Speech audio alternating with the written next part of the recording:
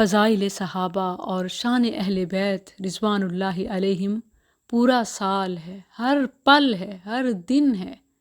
جو پل ان کی محبت سے خالی ہو وہ ایمان سے محروم ہے، وہ ایمان سے خالی ہے۔ محرم شروع ہوتے ہی جہاں شان اہل بیت بیان کی جاتی ہے، اگر فضائل صحابہ بزبان اہل بیت ہو جائے تو کتنی خوبصورت بات ہے۔ اللہ اللہ، علی علی کا ناٹک کرنے والے کیا سیدنا علی رضی اللہ عنہ کی طرح ابو بکر و عمر رضی اللہ عنہما کی فضیلت کے معترف ہوں گے؟ بالکل نہیں، کیونکہ وہ لوگوں کو گمراہ کرنے کے لیے نام تو علی کا لیتے ہیں مگر طریقہ ان کا نہیں لیتے۔ ایسے تمام لوگوں سے سیدنا علی رضی اللہ عنہ بری ہیں، خواہ لاکھ دعوے کریں، ان کا علی رضی اللہ عنہ سے کوئی تعلق نہیں، کیونکہ وہ اپنے دعوے میں جھوٹے ہیں۔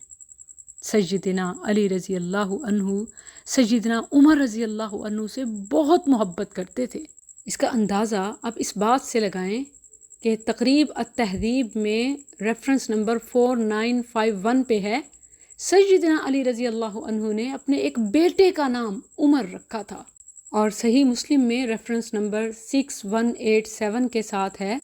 ابن ابی ملیکہ کہتے ہیں، میں نے عبداللہ بن عباس رضی اللہ عنہما کو فرماتے ہوئے سنا کہ جب سیدنا عمر رضی اللہ عنہ فوت ہوئے تو ان کی میت کو چارپائی پر رکھ دیا، پھر لوگ ان کے گرد جمع ہو کر تعریف کرنے لگے، یعنی خوبیاں بیان کرنے لگے اور نماز جنازہ پڑھنے کی تیاری کرنے لگے۔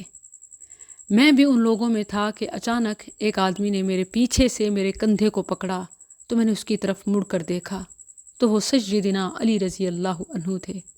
سیدنا علی رضی اللہ عنہ نے سیدنا عمر رضی اللہ عنہ کے لیے رحم و مغفرت کی دعا کی، پھر عمر رضی اللہ عنہ کے حوالے سے گواہی دی کہ آپ نے اپنے سے زیادہ اپنے پیچھے کوئی ایسا آدمی نہیں چھوڑا کہ میں اس جیسے نیک اعمال پر اللہ سے ملنا پسند کرتا، اور اللہ کی قسم میں یہی گمان کرتا ہوں کہ اللہ آپ کو آپ کے دونوں ساتھیوں محمد الرسول اللہ صلی اللہ علیہ وسلم اور سیدنا ابو بکر رضی اللہ عنہ کے ساتھ ہی ملا دے گا، کیونکہ میں رسول اللہ صلی اللہ علیہ وسلم سے اکثر سنتا تھا کہ آپ صلی اللہ علیہ وسلم اپنے اور ابو بکر رضی اللہ عنہ کے ساتھ آپ کا تذکرہ ضرور کرتے تھے۔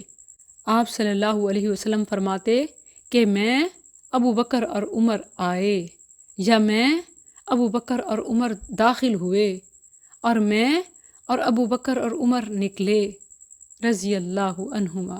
مجھے یہی امید یا خیال ہے کہ اللہ تعالیٰ آپ کو بھی ان دونوں کے ساتھ ملا دے گا۔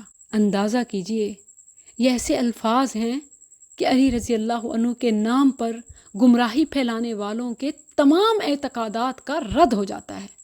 سیدنا علی رضی اللہ عنہ عمر رضی اللہ عنہ سے بہت محبت کرتے تھے اور انہیں اعمال اور تقوی میں اپنے سے بلند تر سمجھتے تھے اور ان پر رشک کرتے تھے۔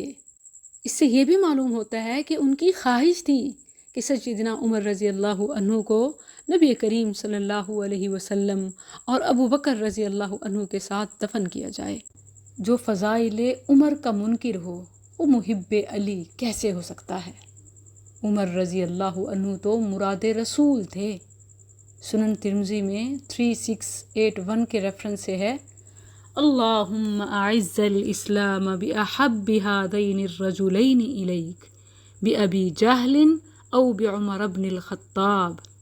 اے اللہ، ان دو آدمیوں ابو جہل اور عمر بن خطاب میں سے جو تیرے نزدیک محبوب ہے اس کے ساتھ اسلام کو عزت دے، یعنی اسے مسلمان کر دے۔ اس نبوی دعا کے نتیجے میں مراد رسول امیر المؤمنین عمر بن خطاب رضی اللہ عنہ نے اسلام قبول کیا۔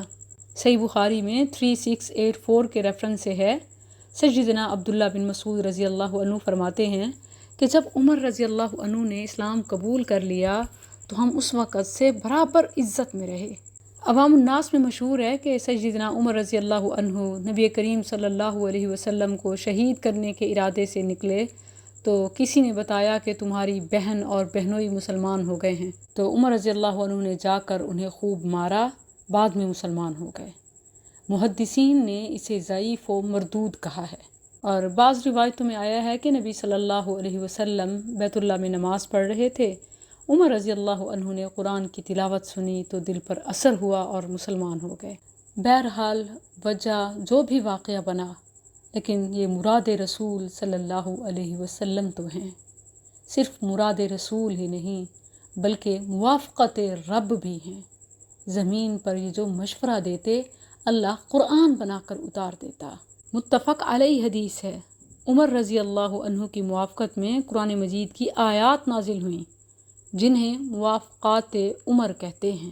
عمر رضی اللہ عنہ کی پرسنالٹی سے تو شیطان بھی ڈرتا تھا۔ سنن ترمذی میں 3690 کے ریفرنس سے ہے، نبی کریم صلی اللہ علیہ وسلم نے سیدنا عمر رضی اللہ عنہ سے فرمایا، اے عمر، بے شک شیطان تجھ سے ڈرتا ہے۔ ایک اور متفق علیہ حدیث ہے، آپ صلی اللہ علیہ وسلم نے سیدنا عمر رضی اللہ عنہ سے فرمایا، اس ذات کی قسم جس کے ہاتھ میں میری جان ہے، اے ابن الخطاب، تو جس راستے پر چل رہا ہو تو شیطان اس راستے کو چھوڑ کر دوسرے راستے پر بھاگ جاتا ہے۔ صحیح ابن حبان کی حدیث ہے 2184، رسول اللہ صلی اللہ علیہ وسلم نے فرمایا، ان اللہ جعل الحق علی لسان عمر وقلبہ، بے شک اللہ نے عمر رضی اللہ عنہ کے دل و زبان پر حق جاری کر رکھا ہے۔ سنن ترمذی 3686 کے ریفرنس سے ہے، نبی کریم صلی اللہ علیہ وسلم نے فرمایا، لو کان بعدی نبی لکان عمر بن الخطاب، اگر میرے بعد کوئی نبی ہوتا تو عمر بن خطاب ہوتے۔ ایک اور متفق علیہ حدیث ہے، رسول اللہ صلی اللہ علیہ وسلم فرماتے ہیں کہ ایک دفعہ میں نے خواب دیکھا، میرے سامنے لوگ پیش ہو رہے تھے، کسی کی قمیض سینے تک تھی اور کسی کی اس سے نیچے۔ جب میرے سامنے عمر بن خطاب پیش کیے گئے تو وہ اپنی لمبی قمیض کو گھسیٹ رہے تھے۔